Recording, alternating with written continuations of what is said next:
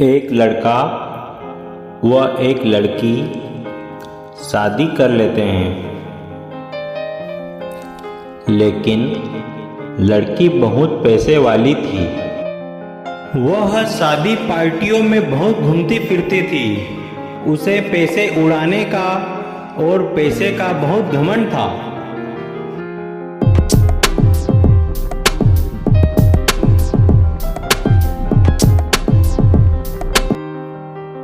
पहले तो दोनों में बहुत प्रेम स्नेह रहता था, परंतु कुछ समय बीतने के बाद लड़की लड़के को घर जवाई बनाकर ले आती है।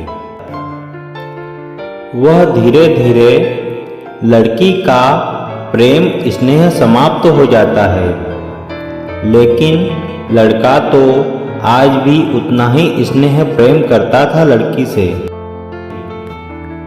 परंतु लड़की अब बदल चुकी थी।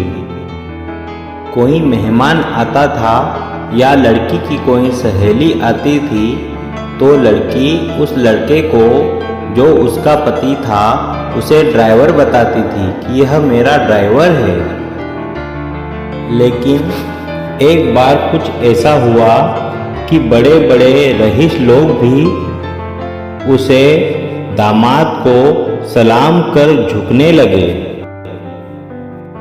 आगे देखें ऐसा क्या हुआ स्टोरी में। विशाल, विशाल, विशाल, कहाँ हो? अरे ओ विशाल के बच्चे। जी माँ जी, आया जी माँ जी। और कुछ दिन बीतने के बाद फिर से जी माँ जी।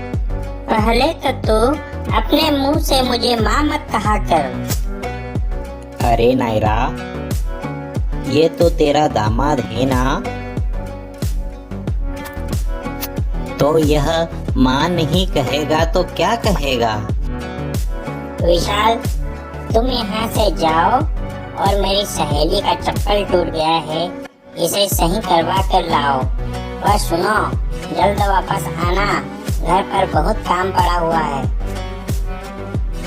अरे नायरा, ये तेरा दामाद है ना, न इससे तू नौकरों जैसा व्यवहार क्यों कर रही है? मेरे चप्पल रहने दे, मैं दूसरे खरीद लूंगी, मैं जुड़वा लूंगी, लेकिन तू दामाद से ऐसे बर्ताव क्यों कर रही है? इससे ऐसे आखिर घटिया काम क्यों करवा रही है? इसे नौकर ही समझो, क्योंकि ऐसे गरीब फटीचर की यही औकात है। अब सासू माँ के मुंह से अपनी ऐसी बात सुन विशाल बहुत दुखी होता है। परंतु यह एक रोज की बात नहीं थी। अब तो उसे गुस्सा आना भी बंद हो चुका था। वह बहुत शांत स्वभाव का था। वह बड़ा हैंडसम भी था, परंतु घर दामाद की कोई भी इज्जत नहीं करता था। परंतु माँ जी, मैं खुशबू की साड़ी पर प्रेस कर रहा हूँ। थोड़ी देर बाद जाऊँ तो क्या हुआ? खुशबू को पार्टी में जाना है। Shut up! यदि इस मुंह से मुझे माँ कहा तो। अरे नायरा, इतनी नफरत थी तो अपनी बेटी की शादी भला इस लड़के से क्यों की? अरे यह सवाल तो मेरी बेटी से पूछना। विशाल की इज्जत घर में एक भिखारी से भी खराब थी। वह कहने में तो पटेल परिवार का दामाद था, परंतु उसकी इज्जत कुछ भी नहीं थी। अब घर पर सास ना पत्नी ना साली कोई भी इज्जत नहीं करता था, बल्कि उसकी साली भी उससे अच्छे से बात नहीं करती थी। ससुराल में विशाल को बेइज्जत करने का कोई भी मौका नहीं छोड़ा जाता था। एक दिन खुशबू पार्टी में गई। वहाँ बड़े बड़े रईस आए थे। खुशबू मन ही मन सोच रही थी कि मैंने प्यार क्यों किया।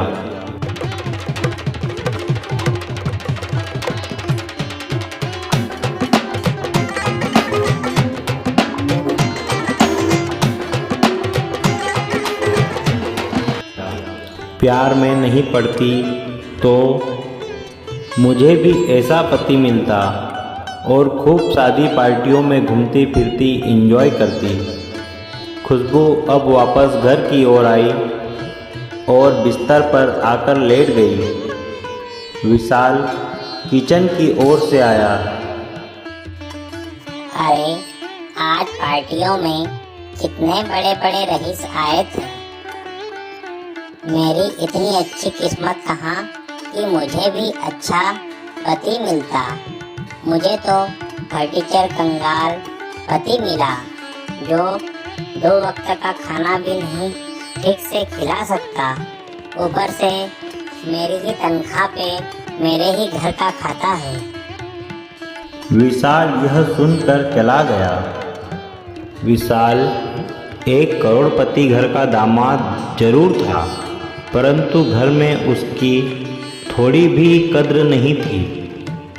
अब विशाल रोज 4 घंटे कहाँ जाता था किसी को पता नहीं था।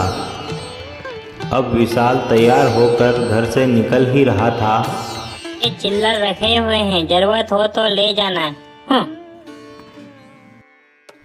विशाल कुछ नहीं बोला, वह चले गया। कुछ नायरा के रिश्तेदार व आसपास पता चल गया था कि दामाद की कोई भी घर पर इज्जत नहीं करता। एक शोरूम का मालिक नायरा के यहाँ गाड़ियाँ 4 व्हीलर लेने देने आया जाया करता था। अब विशाल जिस पद पर था वह सीक्रेट मिशन था। उसका मिशन पूरा होने वाला ही था।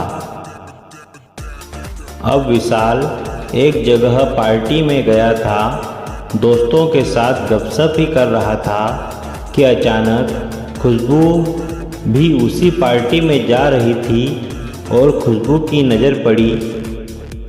खुशबू ने देखा कि यह तो बड़े बड़े रईस कुछ अफसरों से विशाल बात कर रहा है और अफसर उसको झुककर सलाम कर रहे हैं और बात कर रहे हैं। खुशबू यह सब चोरी चोरी देखते रही और उसी वक्त घर पर लौट गई। विशाल अब शोरूम गया और मालिक से कहा, मुझे शोरूम की सबसे महंगी गाड़ी दिखाओ, लग्जरी कार। शोरूम का मालिक विशाल को पहले से ही जानता था। उसे यह पता था कि यह नायरा का दामाद है, फटीचर दामाद। यह नायरा का फटीचर दामाद है। पहले तो मालिक को कानों पर विश्वास नहीं हुआ कि आखिर यह क्या कह रहा है। शोरूम का मालिक जोर से हंसा।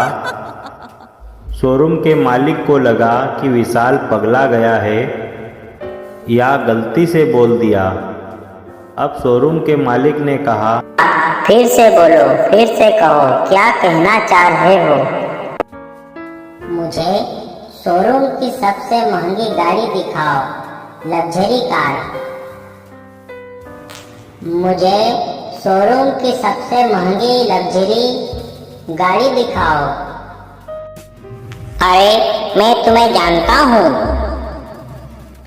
तुम्हारी तो साइकिल खरीदने की औकात नहीं, और गाड़ी कैसे लोग? हा हा हा हा हा, कैसे लोगे भला? विशाल शांत स्वभाव का था। विशाल ने कार्ड निकाला और कहा, यह लो मेरा कार्ड, वह तुरंत इस पते पर भेज दो गाड़ी। शोरूम के मालिक के हाव भाव बदलने लगे। वह फिर से विशाल को एक बार देखता है। जैसे ही कार्ड हाथ में लिया, कार्ड पर लिखा हुआ पता जब देखा और पते पर नजर गई तो उसके हाथ पैर कांपने लगे। अब शोरूम के मालिक के हाथ पैर कांपने लगे और पसीने से पूरी तरह तरबतर भीग चुका था, क्योंकि अब शोरूम के मालिक को यह बात पता चली जो नायरा को और उसके परिवार वालों को भी नहीं पता थी कि आखिर विशाल कौन है। आर्यन सर, आप? सर मुझे माफ करना, मैंने केवल आपका नाम ही सुना था। आपके दर्शन करके मैं धन्य हो गया। सर माफ़ी चाहूँगा, सर मुझे माफ़ करना। सर मुझसे भूल हुई। Sorry sir. जी सर, तुरंत ही लग्जरी कार मैं इस पते पर भेजता हूँ। हाँ, मैं ही हूँ आर्यन। हाँ, मैं ही हूँ आर्यन, जिसको चेहरे से कोई भी नहीं जानता, सारे लोग नाम से ही जानते हैं। वह जिससे सारे रही डरते हैं। इतना कहकर विशाल आर्यन वहाँ से चले जाता है। आखिर कौन है विशाल और आर्यन के नाम से कैसे जाने जाता था? आखिर कौन था विशाल और यह आर्यन वाली क्या बात थी? हेलो विशाल, मेरी ड्रेस ले आना। मेरी ड्रेस दुकान से ले आना। मुझे बैंक जाना है। मुझे तेवर ना दिखाओ, पलना तो हमारे टुकड़ों पर ही है। 1 घंटे के अंदर मुझे ड्रेस चाहिए बस। और मेरा कार्ड भी वहाँ से लेते आना। उस समय कार्ड नहीं चल रहा था तो मैं शोरूम के मालिक को कार्ड वहीं देकर आ गई। और सुनो, एक पैसा भी कार्ड से न निकलना चाहिए, समझे? मैडम, मैंने कभी चोरी नहीं की। वो इतना ही डर है तो तुम स्वयं ड्रेस व कार्ड ले आओ। प्यारे जीजाजी, आपको बहस करना नहीं चाहिए और नहीं आपको बहस करने के लिए रखा है। आपको इससे ज़्यादा इजाज़त नहीं है। आपको इतनी इजाज़त नहीं है कि आप बहस करें। जितना बोला जाए मात्र केवल उतना ही काम करें। मुझे 1 घंटे में ड्रेस चाहिए तो चाहिए बस। ओके बाय, रखती हूँ।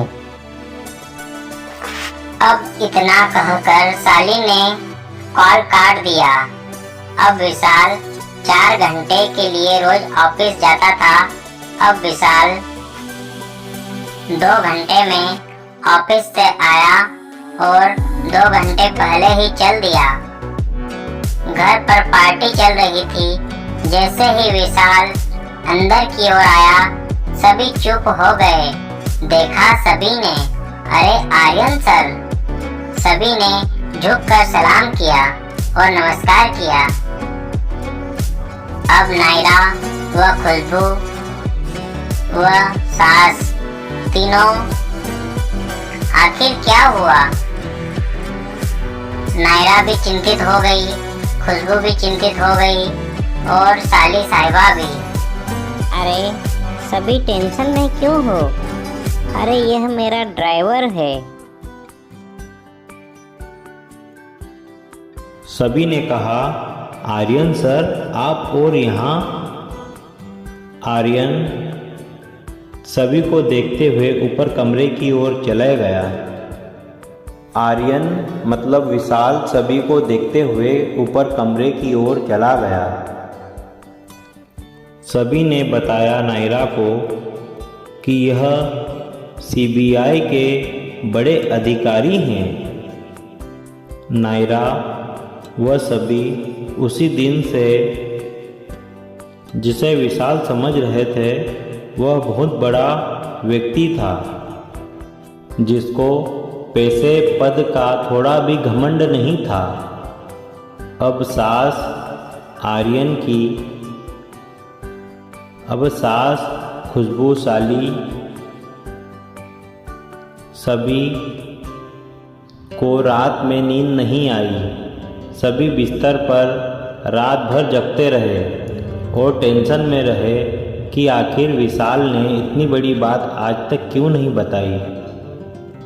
अब आर्यन ऑफिस के लिए तैयार हो रहा था कि सुबह सभी आए और आर्यन से सभी ने अपनी अपनी माफ़ी मांगी।